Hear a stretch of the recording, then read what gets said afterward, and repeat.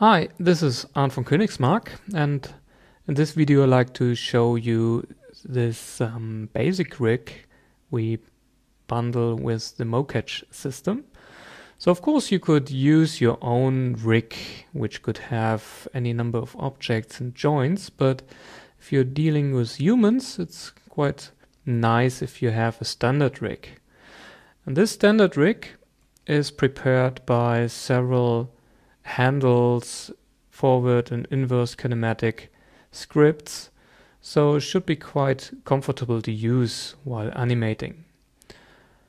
First step would be to click on the MoCatch rig, and you can find some character setups here in the user data section,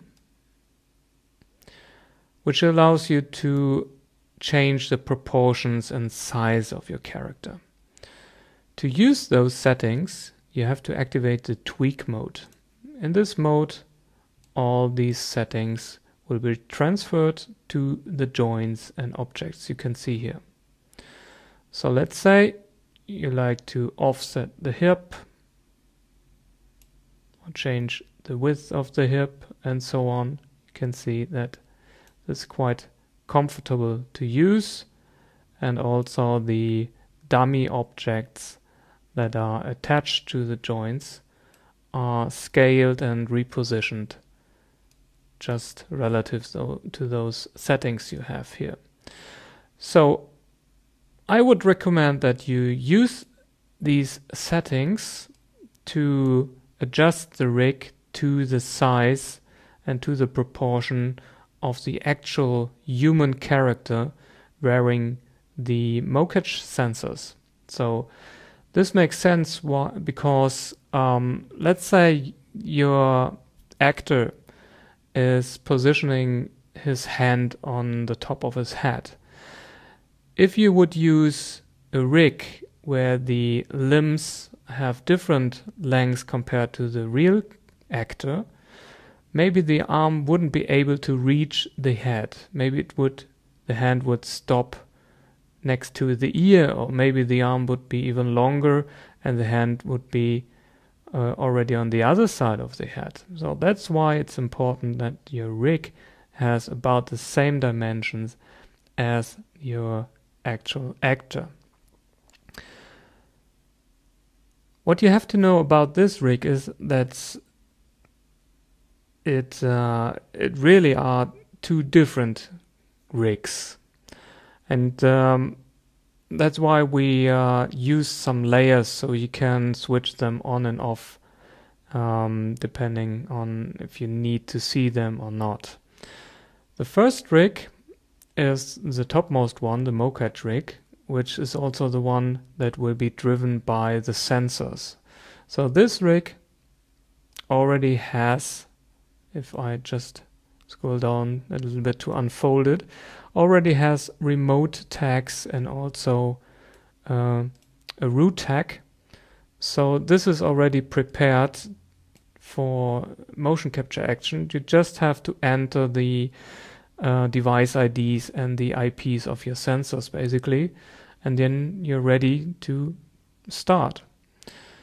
The second rig is the IK rig here below. This one can be different than the MoCatch rig, and that's handy because you can still edit your motion capture animation by using forward or inverse kinematics. That's why we have those several handles here all over the place. We have IK handles, which are these, and we have FK handles, these circle or spheric shapes. Then we have the dummy character. These are just simple geometry objects that are grouped with the MoCatch character. So of course later on you will use your own character. This is just meant to be used with the joints so you get an idea how the character really moves. Sometimes it's hard to see if a limb is rotated if you don't have actual geometry grouped with the joint. This is the motion capture rig. You can see we are missing the finger joints and maybe facial joints. You can add them anytime if you like to use them. But those are the joints that are normally driven by the sensors. The second rig has the same pose, but you can see there are several more joints. You don't have to use them, but it's quite handy to adjust rotations around the z-axis along the limbs, let's say for the shin or the upper leg or the arms. So that's why the thigh and shin joints, or bones in this case, have been divided into two separate joints each. You don't have to care about the alignment of all those joints, because this IK rig is driven by the motion capture rig. So let's have a look how this works. Basically, we already started by tweaking, and after your rig has about the same dimensions as the actor, you can, or you have to switch off the tweak mode again. Normally you would now enter all the IPs and device IDs and start the calibration. You can see that these rest pose, or the T-stands here, is already recorded within the root tag. I will talk about the remote and root tags in some other videos, but you can see this is already prepared. So you just have to assign a compass object and calibrate, and then you're ready to start your first recording. Let's say you notice that some of the limbs are a little off in their rotation while you're doing or watching the live mode. That's why all the limbs in the FK hierarchy here have FK controls. These are the orange circle and spherical shapes we already talked about. So let's say the left arm of the actor has been hanging a little bit while doing the calibration in T-stance. So normally you would have to redo the calibration so that the animation later on is correct again, but with these controls you don't have to do this again. So you could just activate the FK control that is grouped below the object you would like to edit. In this case, I would like the arm to be more upwards. So you take this FK control and just rotate it. In this case, around the green circle. And you can see that the actual character is not moving yet. And that's because all of these FK controls can have percentage values. That's the upper left arm correction strength in this case. So by using this slider, you can now adjust the percentage. So now when I'm at 100%, of course, every change in the FK correction here is really clearly visible at once. So let's say I somehow offset this arm because I wanted to correct some misalignment of the actor with the original T-pose.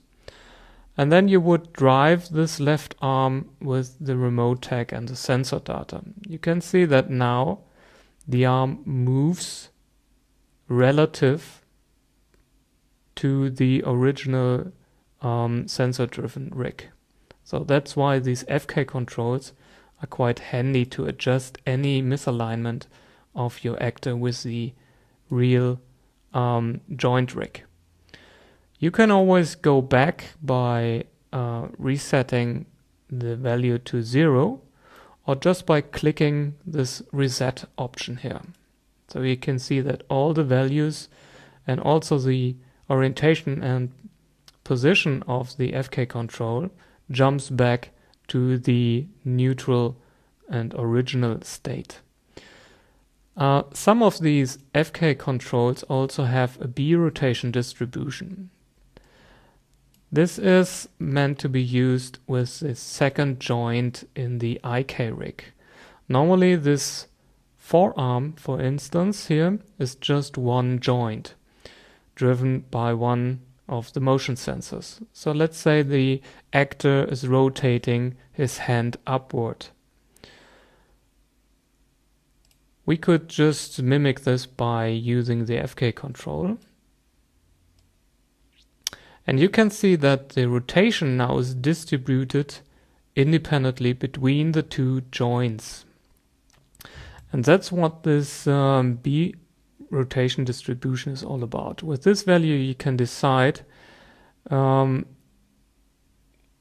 which of the joints gets the rotation value. So by a value of 100, you can see that the first joint of the forearm just doesn't rotate at all. All the rotation is transferred to the second joint. By moving this down, you can see that the rotation is now applied to the first joint as well. So by 50%, the rotation is split into 2 between those joints. This is quite nice when doing the weighting later on with your mesh, and gives a much smoother transition of the deformation along of the limbs. Resetting this forearm brings back our original T-stance. So this kind of rotation distribution can be found all over the place with the upper and lower leg, and as already seen, the upper and lower arms. We have another FK control here. Oh, it's already one of the IK controls for the hip. So whenever there is some misaligned hip shape, you just use this red spline shape here. And again, you can use the slider to adjust the orientation of the hip. The hip is modeled to only affect the lower part of the body, so everything hip downwards. We also have another correction object here for the upper body, which is here the correct upper torso. So with this you can go into the object and correct the upper body. All this will stay relative to your animation, to your motion capture animation, and also has sliders to take back any kind of change, and of course to reset it.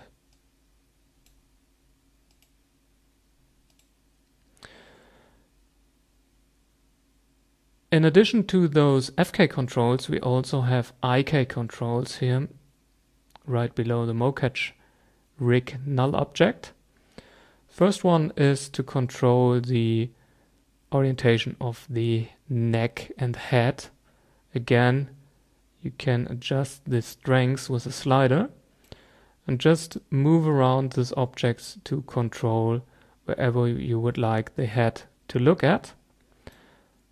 And you can change the rotation as well. Bring it back slider to 0, brings back your original animation.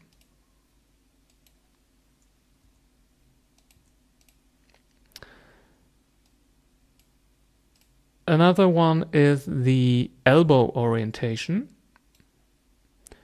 This one works together with the hand IK. So if I use the left hand IK,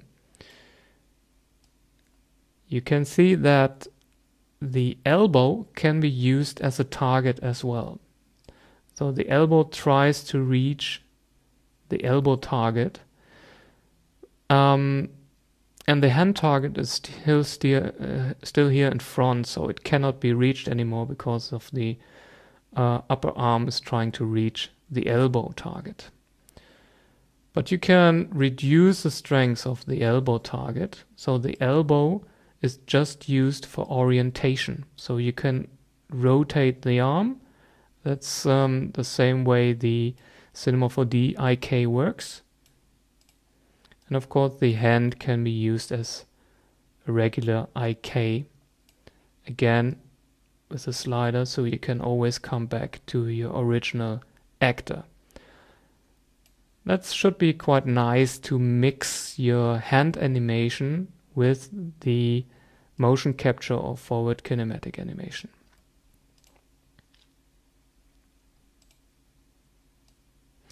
The same principle works also with the legs. So we have one target for the knee and one target for the foot. If I raise the power of the foot target, you can see that we can now use this to control the leg movement.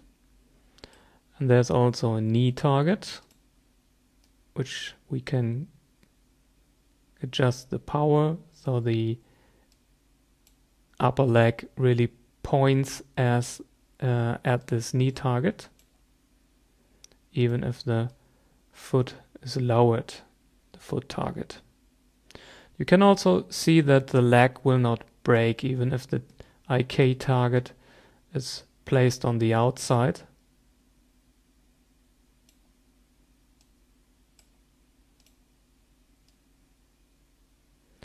So all this should really help you to adjust any kind of animation you do with the motion capture rig.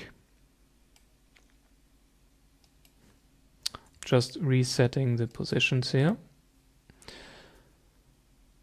So basically that's all you need to know about this rig. The second rig, the IK rig here below, that's the one you have to bind to your actual geometry, to your character.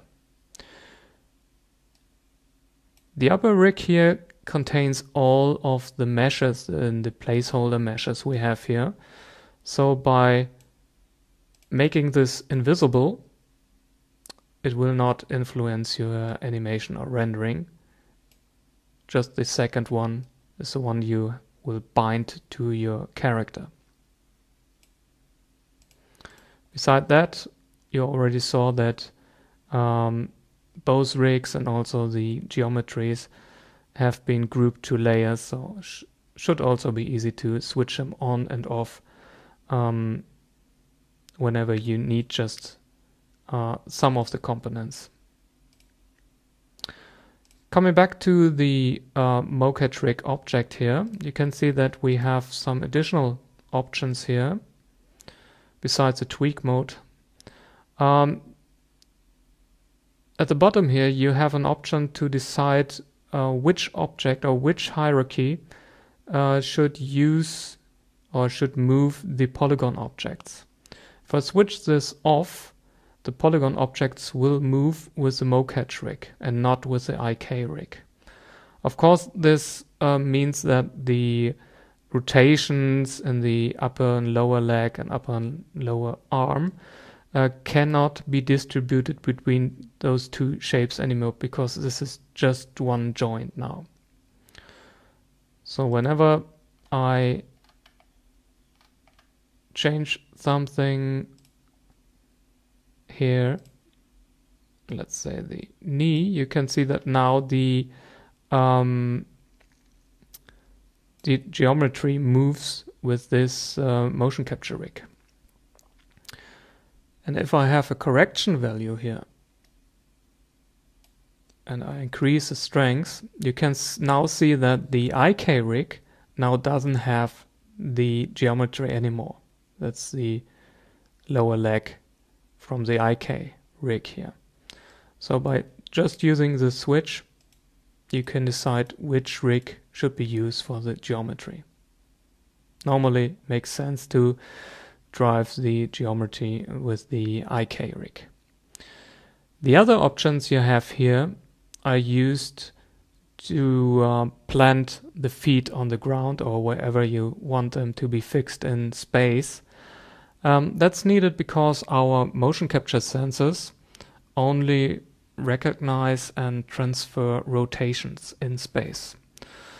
Normally that's not a problem, especially for games where the characters are moving in place or running in place.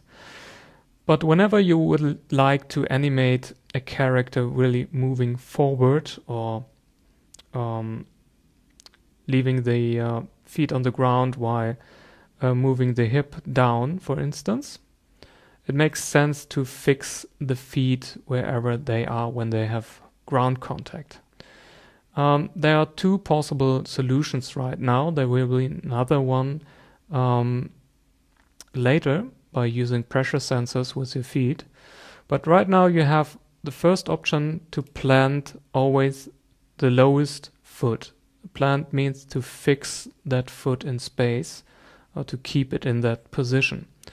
So by switching this option on, it means that the lowest foot controls the position of the hip. This is a little bit tricky, especially with fast movements and also in live mode when there can be drop frames, for instance. It should only be used when you have your animation already recorded and maybe even baked to keyframes. Then it will always fix the position of the toe joint, because that's most of the time the lowest joint in your hierarchy. And it will just have a look at both feet all the time and have a look which of the toes is lower, and that foot is fixed. This should work fine when the character just moves on plain ground, but when you're climbing a ladder or a staircase, this maybe will not work anymore, because when you walk up or down a ladder, it's not always the lowest foot that has to be fixed. That's why we have these two other options here that can be keyframed individually. So you just can fix that foot that is ticked by these options. So fixing the left foot means that the position of the left foot will be fixed and all the rest of the body will move accordingly to that fixed position until you uncheck that option again. So this can be used for hand animations, just a couple of keyframes to fix the foot and plant it on the ground whenever you need it.